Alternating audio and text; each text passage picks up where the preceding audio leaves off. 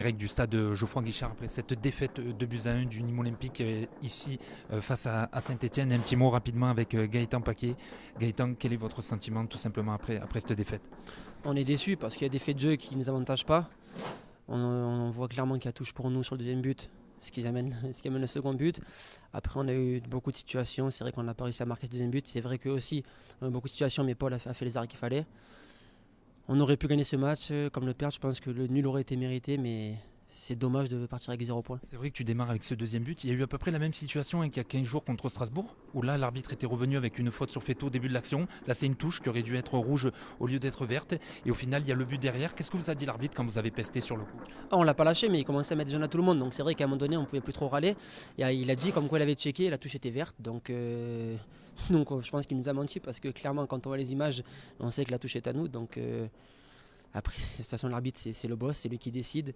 Malheureusement, c'était notre défaveur, c'est comme ça. Et déjà en première mi-temps, je pense que Debuchy peut prendre un deuxième carton jaune. Au bout d'un quart d'heure de jeu, il ne le met pas.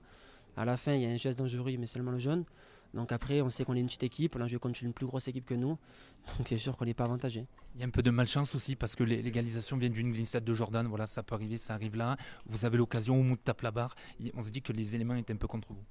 Oui, après, Jo, ça arrive à tout le monde, hein, ça arrive à tout le monde, ça on ne peut pas lui en vouloir. C'est vrai que malheureusement, il glisse.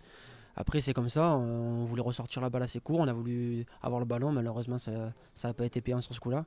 Après, c'est vrai que là, comme je t'ai dit, les faits de jeu n'ont pas été en notre faveur, il faut continuer, on n'est toujours pas sauvé mathématiquement. Il va falloir faire un gros match à domicile avec notre public contre Caen et prendre les 3 points pour clore ce maintien. Ça tombe bien qu'il y ait Caen qui arrive rapidement, voilà, pour oublier un peu cette frustration.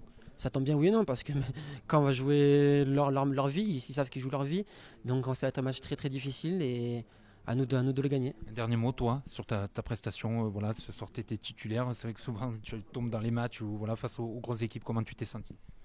Après, c'est mieux de jouer les grosses équipes que les petites, hein, c'est comme ça. Après, c'est vrai que ça faisait un moment que j'avais pas joué. Ça va, j'avais des jambes, j'ai bien tenu les 90 minutes. Après, voilà, j'ai essayé de faire le mieux possible. Ok. Merci Gaëtan, merci beaucoup. Voilà, Gaëtan Paquet, le latéral nîmois qui nous a dit un petit mot et forcément de la déception avec ce deuxième but ce soir assez litigieux puisqu'au départ de l'action, voilà, il y a une touche qui est sifflée en faveur des Verts et qui aurait pu être donnée aux Nîmois puisque Debuchy, le latéral stéphanois, retouche ce ballon avant qu'il sorte. Voilà, les joueurs nîmois sont sortis rapidement. On va essayer d'avoir d'autres réactions ici avec notamment Paul Bernardoni qui est pas loin de nous. Restez avec nous ici en direct du stade de Geoffroy Guichard après cette défaite 2-1 du Nîmes Olympique.